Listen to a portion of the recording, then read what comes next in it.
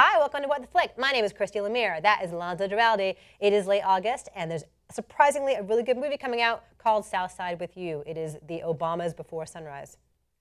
Yeah, basically, it's if you like Richard Linklater walking and talking movies that are set over a very short period of time, this could be the film for you. It is about the Obama's first date, about Michelle Robinson, a young attorney in a big corporate law firm in Chicago, spending an afternoon with their summer associate, Barack Obama. And she does not want to think of this as a date because she is trying very hard to be taken seriously as a black woman lawyer at this firm and doesn't want to start going out with the one black guy that works there. He has other plans. Take a look. Hi. Hello. You're late. I was hoping you wouldn't notice. I expected it. You were late for your first day of work. You noticed that too. I'm your advisor. I'm supposed to notice. Well, Michelle, all set? Shouldn't we be getting to the meeting? We have some time. I thought we'd swing by the art center, see some paintings, maybe grab a bite to eat. This is not a date. How's it gonna look if I start dating the first cute black guy who walks through the firm's doors? It would be tacky. You think I'm cute? I didn't say that. Okay, so these two have such amazing chemistry. Amazing, yes. Yeah, and Parker Sawyers he's not doing a full-on Obama impression, right? But he's sowing the seeds for the cadence that we've come to know. And there's this one really beautiful scene as part of their date. He takes her to this community rally at the church.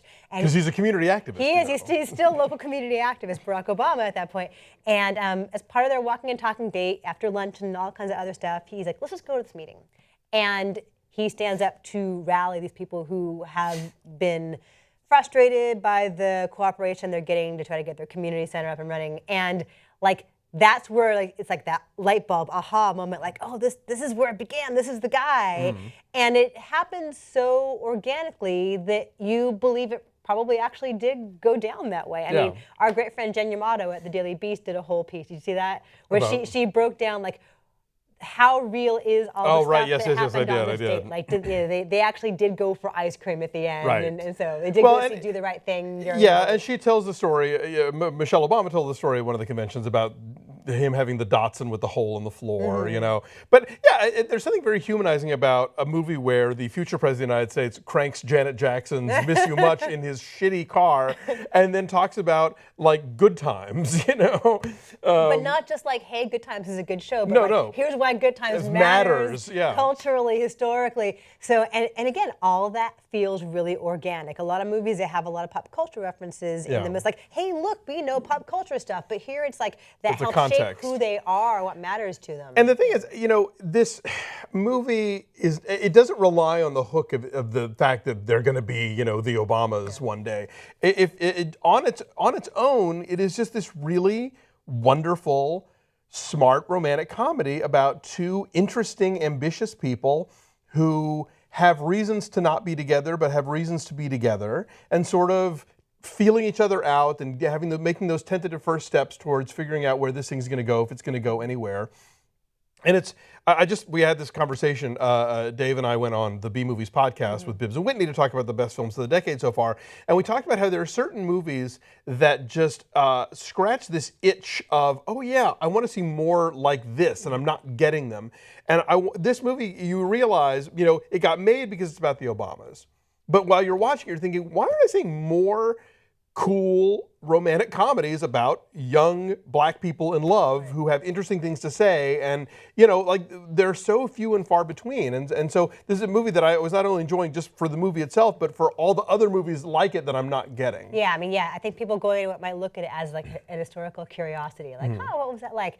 But beyond them, yes, being a young black couple, I think no matter who you are, what your background is, you can relate to this place where they are in their lives. Yeah. Because although it's very, very specific, there's also a universality to that you're in your early 20s, you're beginning to forge your career, you maybe are meeting the person that you're going to fall in love with and marry, and you're finding out who you are post-college, you know, pre-true adulthood, and that is really universal and really true in the way that they're able to articulate their dreams and their fears and their commonalities, and then they're not afraid to push each other either. Sure, yeah, They're not on their best behavior flirting and complimenting each other. I mean, they do that, but they also call each other out on something. On their bullshit, If we have not said the name Tika Sumpter yet. Tika Sumpter, oh my gosh, she's she so good. is an actress I've really admired for quite a while. She was really good in the Sparkle remake, and I've seen her in a few other things that I was really impressed. But yeah, the two of them just hold the screen so well. And yeah, the way they play off each other, whether it's playful, whether it's accusatory,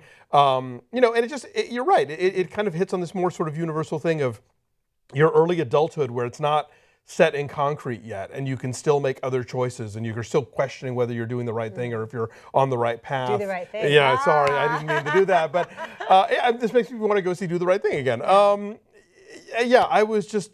So I kind of went into this thinking that it would be, like you said, a historical curiosity, and I was thoroughly charmed. I came out of it thinking that this is the kind of movie that is a very solid contender for my top 10 list this year. Okay. Well, what's your number then? I gave it a 9. Okay, I'm going to go mine up a little bit. I'm going to go 9. You said 9.5. Oh, 9.5, sorry, yes. I will say 9. And so our average is a 9.3. Yes. It is 91% on the tomato meter. I think it's probably is it just New York and LA? Is it Might maybe be. limited?